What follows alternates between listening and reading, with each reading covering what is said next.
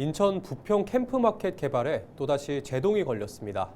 오염 토양 정화 작업을 위해서는 시설물을 철거해야 하는데 최근 시민단체가 건물 존치를 주장하며 행정소송을 냈기 때문인데요. 자세한 내용 송효찬 기자가 취재했습니다. 지난 2023년 6월부터 진행된 조병창 병원 건물 해체 허가 취소 행정소송.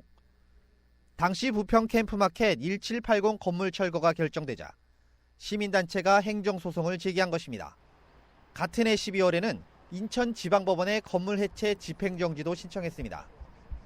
법원이 이를 인용해 작업이 중단됐는데 1년 만인 지난해 6월 해당 건물을 일부 존치하기로 합의하고 단체가 소송을 취하면서 작업이 재개됐습니다. 올해 또다시 시민단체가 1780 건물 옆에 있는 1776 건물 해체 허가 취소 행정소송을 제기했습니다. 저것은 1780하고 같은 거기 때문에 보존 가치가 있다. 이래서 저희가 이제 급하게 소송을 들어갔는데 이미 부평구청에서는 국방부에 철거하는 것에 대해서 승인을 내렸어요. 그래서 저희가 이제 그 승인 난 것을 저희가 확인하고 행정소송을 걸어놓은 겁니다. 앞서 국방부가 캠프마켓 오염 토양 정화 작업을 위해 시설물 철거 여부를 검토할 당시 인천시는 조병창 병원 건물을 비롯해 오염된 5개 건물 활용 계획이 없다는 의견을 전달했습니다. 국방부는 인천시가 음악 창작소로 리모델링한 미군 건물 등 일부를 제외하고 전면 철거를 결정했습니다. 반면 시민단체는 지난 2020년 국가유산청 공고를 근거로 조병창 병원 건물을 모두 보존해야 한다고 맞서고 있습니다. 해당 지역인 부평구의 소장이 송달된 건 지난달 19일. 오는 13일까지 답변서를 제출해야 하는 부평구의 입장에서는 답답하기만 합니다.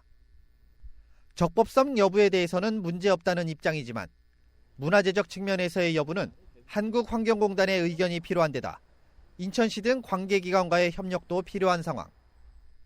80도 거의 1년 정도 걸렸으니까 신고 들어오면은 당연히 검토하고 법상 맞으니까 처리를 한 거다 보니까 저희는 그냥 적법성 여부를 적법하다라고 나가긴 할 건데 그 외적으로는 이제 한국환경공단에서 참여하시면 같이 나가겠죠, 그쪽에서도.